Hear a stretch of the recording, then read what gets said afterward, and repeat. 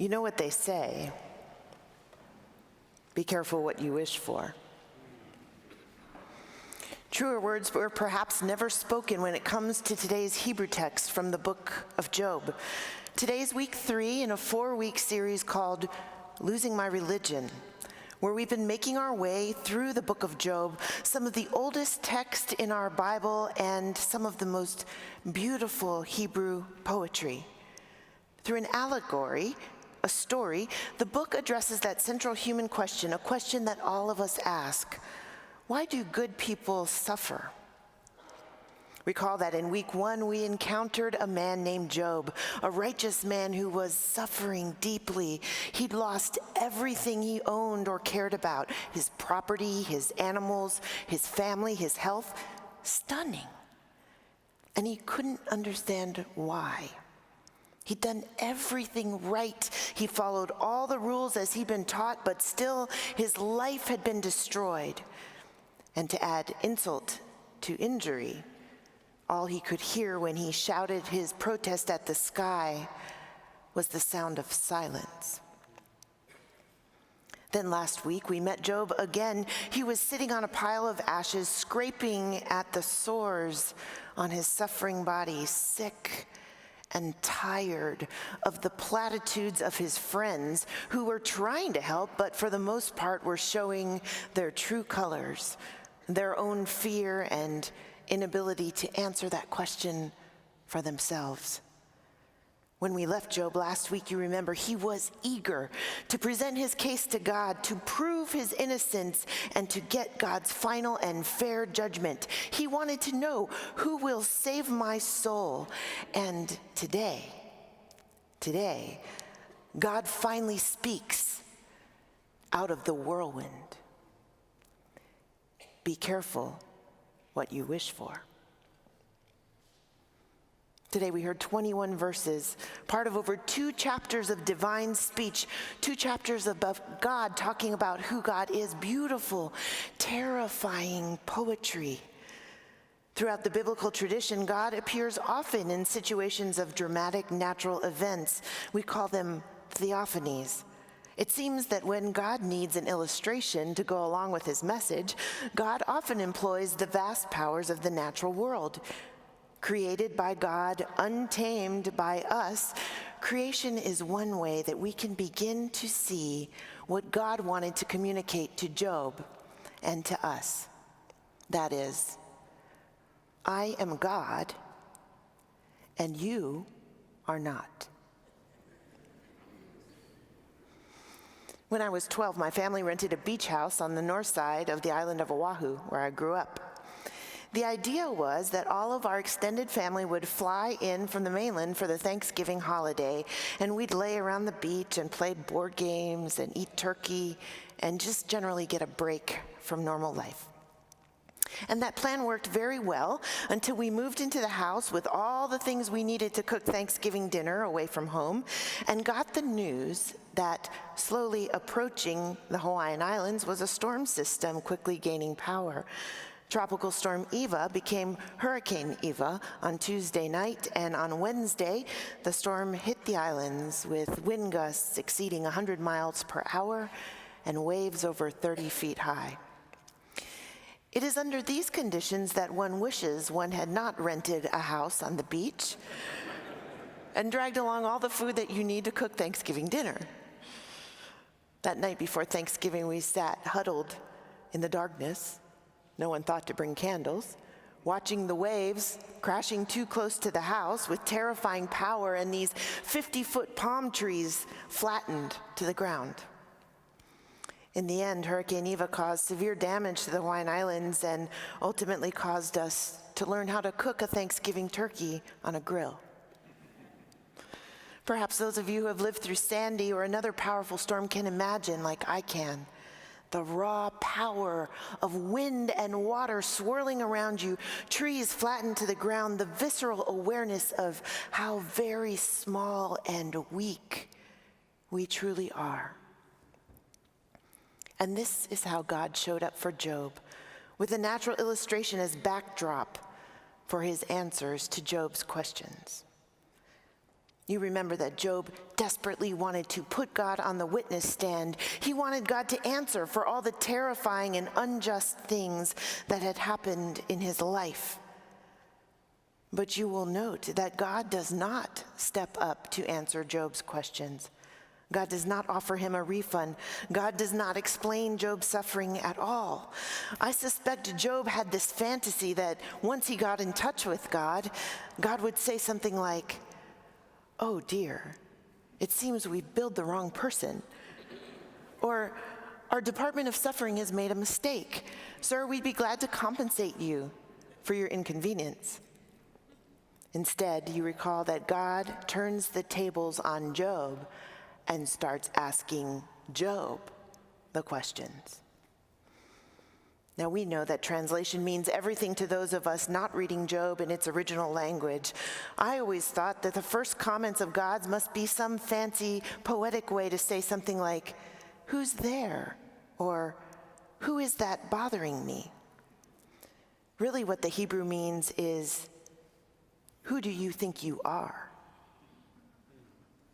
Richard Rohr says it's something like, "Oh, just shut up, Job." God says, "Get ready. You wanted to talk? Let's talk. Be careful what you wish for." So God doesn't really answer the question.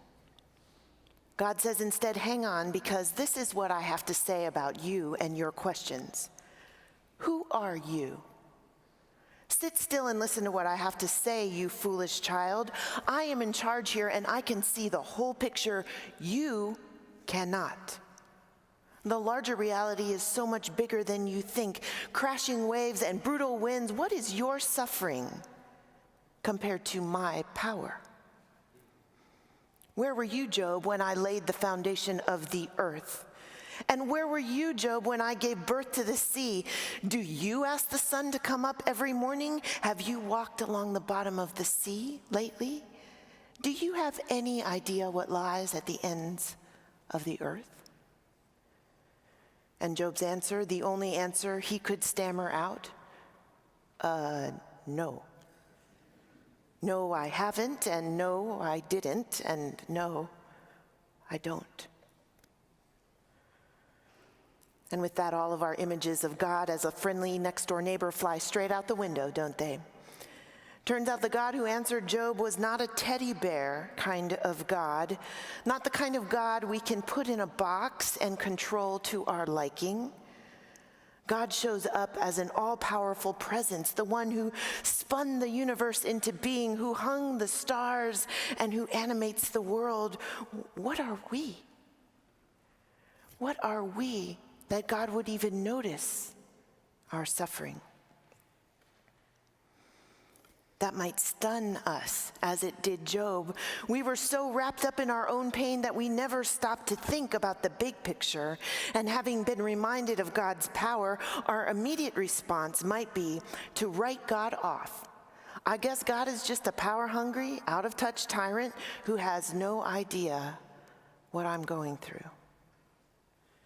But let's recall, friends, we don't want a God who is like us. And neither did Job. Job didn't want a God who was like his foolish friends or his complaining wife. We want a God who is like God. When we cry for an answer and hear a booming voice out of the whirlwind, however, we might start to wonder, can we handle the God who shows up?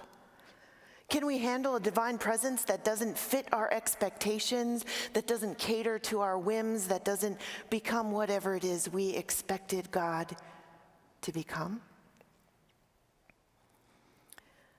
A friend of mine described this text to me by saying, "We all have a structure of reasonable thought by which we interpret this confusing human life we live. For example, if we see a bird fly by, we can look at the bird and something in our brains computes. Bird flying, birds fly. That makes perfect sense. But what would happen if one day we looked out our window and saw a cat fly by? We turn to hang that piece of information on our rational framework of reasonable thought, and what would happen? The machine would start rattling and smoking. Cats don't fly, we know that. A flying cat doesn't belong in the rational framework of how I know to interpret the events of my life. This is what happened to Job when he had his glimpse of divinity. It was like Job looking out his window and watching a cat flying by. He'd grown up all of his life with a certain understanding of how it is we human beings interact with God. He had firmly ingrained in his understanding of God, like we do, this equation of retributive justice. If you do what you're supposed to do, then you'll be happy and successful. If you're bad, then bad things are going to happen to you. Job had been thinking that life and relationship with God was fair. Job got a communication with the divine all right, and it wasn't what he expected. But friends, isn't that always how God comes to us? In the rush of a whirlwind, in the tenderness of a tiny baby in a manger, in the most ludicrous, unexpected, unanticipated, scary, unfathomable ways?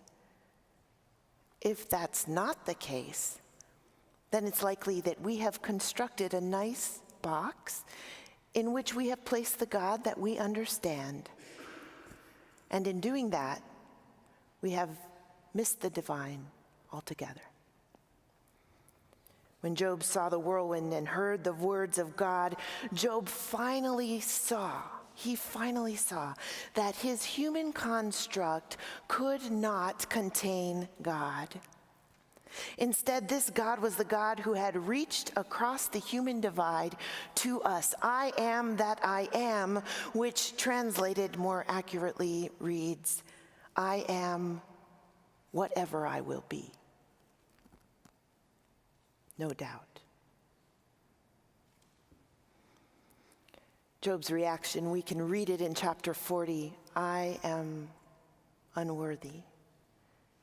I dared to speak to you, but now you're asking me questions for which I have no answers. I will say no more. I put my hand over my mouth. Job had asked for an answer, but maybe not this answer. See, Job had begun to believe in his own power, and why not? He was a man who had everything a person could want or need out of life. Position, power, money, family, possessions, good reputation, faith. He had it all. But what he didn't have, and what God's appearance finally gave him, was perspective. Perspective. The understanding of who he was in relationship to who God is. Job got a glimpse of the divine and a healthy dose of perspective. He also got an invitation to trust God, an invitation that is extended to us as well. Augustine wrote, God loves each one of us as if there was only one of us to love. And that is perhaps the good news of this portion of Job's story, that God, so powerful and so other, so different from us and so much bigger, so justified to be impatient with our whining, God still wants relationship with us. God spoke to Job, and that speaking was yet another example of the many ways in which the biblical record shows us God's overtures to humanity, God's openness to know us and to become intimate with us and to live in loving relationship with us. We take this story of God's appearance to Job as an invitation to relationship. Not for God to become more like us, more like what we'd like a favorite friend to be, but for us to become more like God. Friends, we live in a world of true paradox, a creation, a beautiful creation ordered by the divine, more vast and unfathomable than we could ever imagine. and the reality that there is suffering and pain in our world that doesn't always have a reason.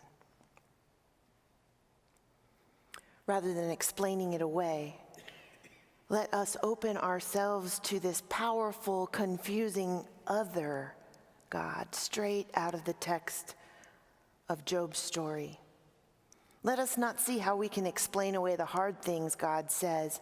Instead, let's welcome the voice of God in our own lives and think about how it is we become more acceptable to God rather than making God more acceptable to us.